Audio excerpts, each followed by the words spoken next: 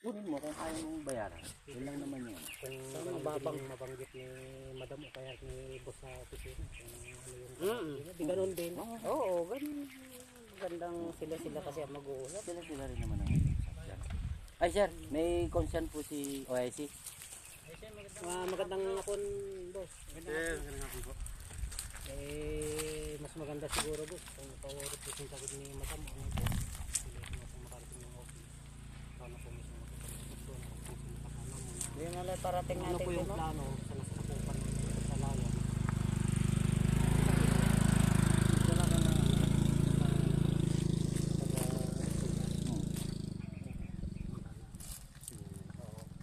Okay Tawag na ko rin natin ka, madam, sir. kung- Tawag mo muna kay ma'am para malaman din ni ma'am kung ano yung...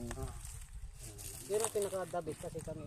Oo, siyempre, trabaho May lang. gwardiya kayo, may gwardiya. Gwardiya rin naman kami. Kaya, Siyempre, mas maganda yung maayos. na Maganda ang pag-usapan. ano, hindi naman to para tayo tawag din naman. So, sa ngayon, boss, bali, unahin muna natin yung problema na yun. Pag natapos yan, bago kung ano yung kanila doon, natin better. Oo. At least, meron tayong pinag-usapan na kasi matagal na kitang gustong makausap.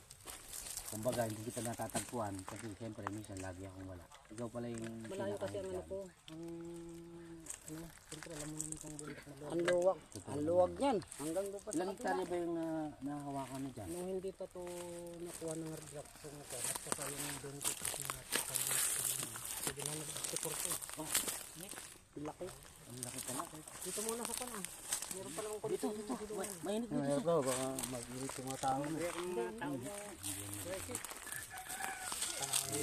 Punta namin dito. Ayos lang. Ayos yung dagat.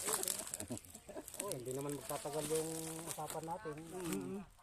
Simple lang naman sana. Napakasimple lang sabihin yung konta. Kaya nga, dapat pa ganyan. Kung ano pwedeng gawin. Ayos yung dapat ayos eh.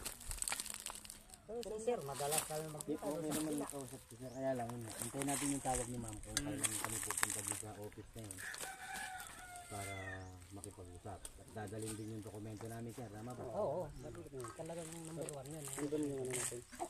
Kompleto tayo sa dokumento sir. Lahat ng kapag natin na isang paliwanag. Para maayos natin sir. Natin ito. Di tayo pwedeng linggo no? Kasi linggo bukas oh. Hindi sir. Anong araw ba tayo pwedeng makarating doon? Basta ang office lang namin na Lunes, Merkules at Biyernes lang. Ay, di sabihin 3 days lang open. Lunes, Merkules, saka Wednesday. Kasi simula nung nag-COVID kasi, nagiging...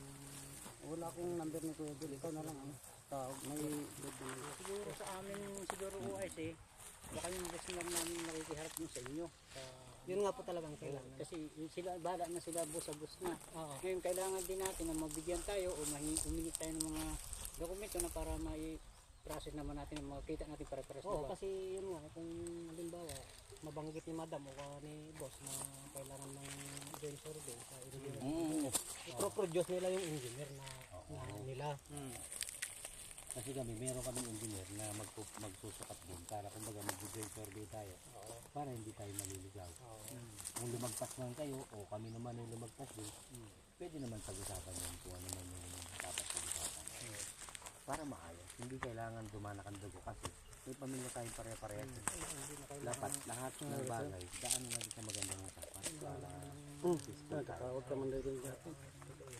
May iwasan Sir, natin. ano, dito sa kabila, mag-uusap-usap dun sa opisina, dokumento lahat. Alam mo naman yung At ng dokumento, pakita. perimeter. Para kung anong magandang gawin. Kasi pag ganito talaga, mag-aaway talaga. Yan dun sa iba.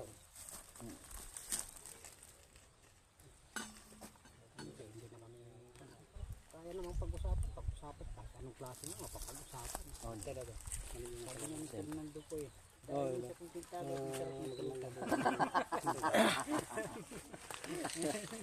Pagtintagay. Tama na. Tama na. Andun sa, ano ma'am, na... Kung tinabutan niyo pa ako kasi babalik ako dito. Buti nga ka,